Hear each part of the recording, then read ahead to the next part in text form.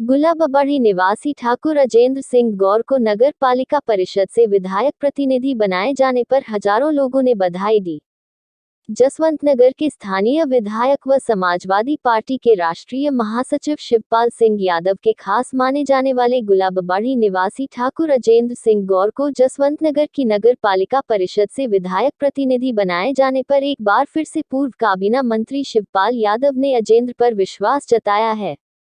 इस अवसर पर नगर पालिका के तमाम सभासदों समेत पालिका अध्यक्ष सत्यनारायण शंखवार आदि ने उनका स्वागत कर मुबारकबाद दी है। बताते चले, इससे पहले विधायक शिवपाल यादव ने प्रगतिशील समाजवादी पार्टी के संगठन में अजेंद्र सिंह को प्रदेश सचिव की कमान सौंपी थी। उस दौरान अजेंद्र ने बखूबी जिम्मेदारी निभाकर विधायक जी को गदगद किया था। श्री गौर को नगर समेत दूरदराज क्षेत्र से उनके शुभचिंतकों व इष्ट मित्रों आदि लोगों ने बधाई दी है। इस मौके पर अजेंद्र जी ने कहा कि जनता की भलाई के लिए वे किसी भी कार्य को करने में वह पहली प्राथमिकता समझते हुए उक्त कार्य को पूरा करने में जी जान से जुटेंगे। उन्होंने बताया है कि विधायक जी ने उन्हें जो जिम्मेवारी दी है वे उसके सदैव तत्पर खरा उतरेंगे।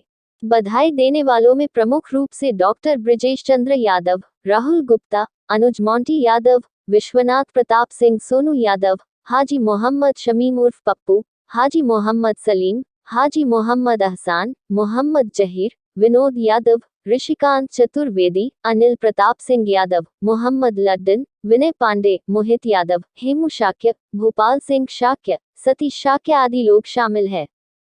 इसके साथ साथ हम आपको ठाकुर अजेंद्र सिंह गौर से पत्रकार अनुराग गुप्ता से हुई बातचीत के अंश दिखलाते हैं। अनुराग जी व अजेंद्र जी की क्या बातचीत हुई, आप भी सुनिए। वैसे तो सरल स्वभाव से भरपूर युवाओं के पसंदीदा ठाकुर अजेंद्र सिंह गौर किसी पहचान के मोहताज नहीं है। उन्होंने अपने जीवन में राजनीति के अलावा सामाजिक कार्यकर्ता व धार्मिक उत्सवों में भरपूर सहयोग देकर काफी यश व मान कमाया है। इस बात के लिए सबसे ज्यादा उदाहरण नगर की ऐतिहासिक मैदानी रामलीला भी है, जिन्होंने राजीव बबलू गुप्ता के साथ रहकर काफी सहयोग किया और कर भी रहे हैं।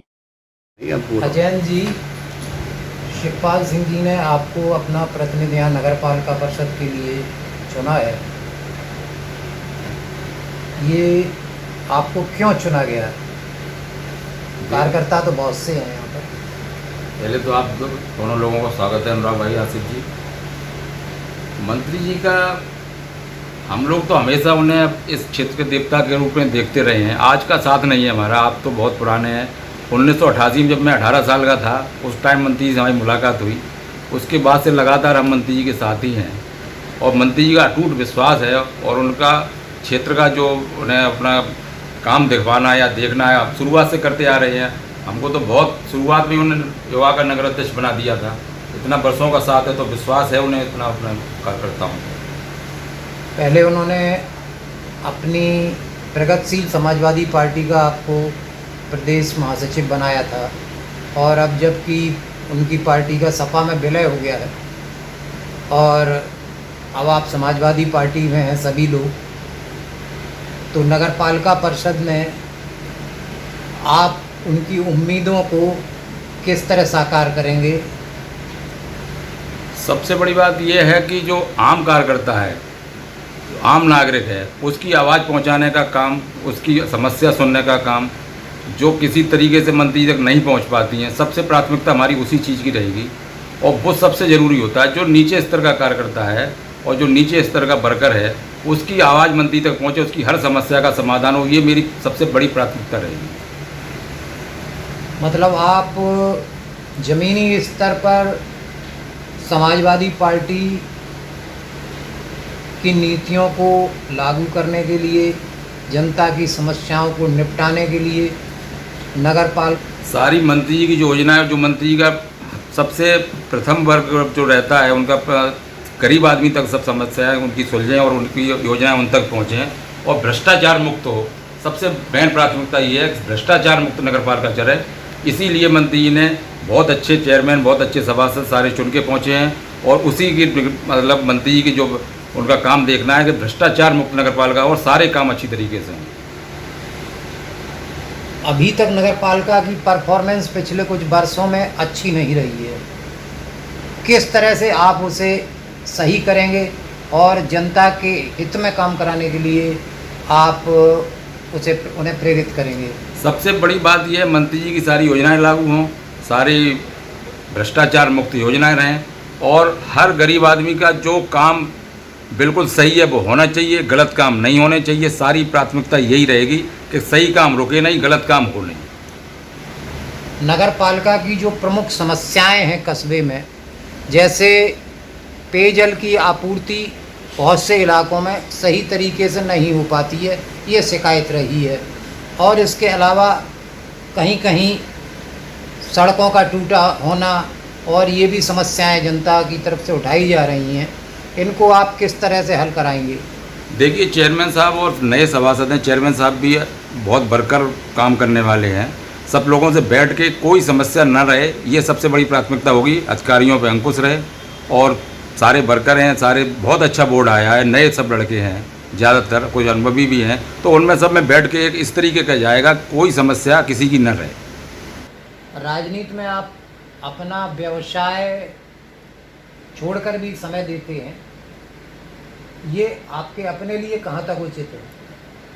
भगवान की ऐसी कृपा है, सारा सिस्टम सही है, बस अपने खाने लायक पैदा हो जाए, व्यवसाय में वो करते हैं, बच्चे सब सेट हैं, तो सब भगवान की कृपा है। इसलिए सब समाज सेवा में ही टाइम देना चाहते हैं और भगवान ने इतनी जल्दी फ्री कर दिया है, तो और मंत्री जी ने जिम्मेदारी भी दे दी है, तो ज़्यादातर समय समाज सेवा और राजनीति में ही करना है, मंत्री जी के आदेशों का पालन करना है। धर्म में भी काफ़ी आपकी आस्था है, आप रामलीला समिति से भी जुड़े हुए हैं और रामलीला के उत्थान के लिए आपने बहुत सारा काम किया है, ये सभी लोग जानते हैं, तो इस संबंध में क्या कहेंगे आप? देखिए, रामलीला अपने यहाँ का एक इस तरीके का उत्सव है जिससे हर जन भावनाएं जुड़ी होती हैं। ये हम जब रामलीला देखने जाते थे, बच्चे थे, तब से जानते हैं। उसके बाद हमें रामलीला समिति ने जो जिम्मेदारी सौंपी स्वर्गीय लंबतदार जी ने या बबलू भाई ने, उसको हमने बखूबी निभाया और उसका हमें आत्मसंतुष्टि भी मिलती है कि हम भगवान के लिए काम कर रहे हैं। और सबसे बड़ी इसमें बात, जब अपनी 2012 में समाजवादी पार्टी की सरकार बनी थी, तो अखिलेश जी के और माननीय मंत्री जी के प्रयास से जो उनने इतना बड़ा काम किया, जो आप बिल्डिंग देख रहे हैं और जो अभी भी काम चल रहा है, वो रामलीला समिति सारा मंत्री जी का, अपने नेता सुखपाल सिंह का सम्मान करती है, उनका सत्कार करती है कि उन्हें इस रामलीला को इतनी ऊंची छवि दी। जो आप जानते हैं 2005 में यूनेस्को द्वारा धरोहर घोषित हुई है, उसके बाद लगातार रामलीला का उत्थान हुआ है। हम तो उसमें एक बहुत छोटा सा रोल निभा रहे हैं। जो रामलीला भगवान का काम है, इसलिए वो करते हैं, यही मान के करते हैं कि ये भगवान का काम है। इसी लिए मंत्री जी ने इतना पैसा दिया था उस सरकार में, वो आज तक आपने देखा है एक दर्शनीय स्थल बन चुका है रामलीला। वर्ल्ड हेरिटेज रामलीला में जितना भवन बना हुआ है, उसके बारे में कहा जाता है उसमें ज़्यादातर योगदान आपका ही है। आपके प्रयास से उसमें खूबसूरती लगी, 4 चांद लगे हैं और इस दिशा में और भी काम अभी चल रहा है और उसमें भी सबसे ज़्यादा योगदान आपका माना जाता है। अब चूँकि शिवपाल जी से संबंध हैं, ज़्यादा आना जाना रहा है, पैसा भी करना काम सब मंत्री जी को था। आज भी की तारीख में भी अयोध्या दोस्त संस्थान के जो लव कुश जी डायरेक्टर हैं, संबंध हैं उनसे, वो आते हैं, तो लोगों के पास टाइम नहीं, हम टाइम तो किसी के पास नहीं होता, लेकिन हम निकालते हैं और सिर्फ रामलीला की सेवा के लिए। और जो दर्शनीय स्थल बना हुआ है, अभी भी काम चल रहा है। अभी आप देखेंगे कल 20 जून से अभी कल फिर काम चलेगा बाउंड्री और गेटों का, और जो रामलीला आते आते इतना खूबसूरत रामलीला मैदान हो जाएगा कि देखने वाले कहेंगे कि कोई चीज़ शिवपाल सिंह ने बनवाई है।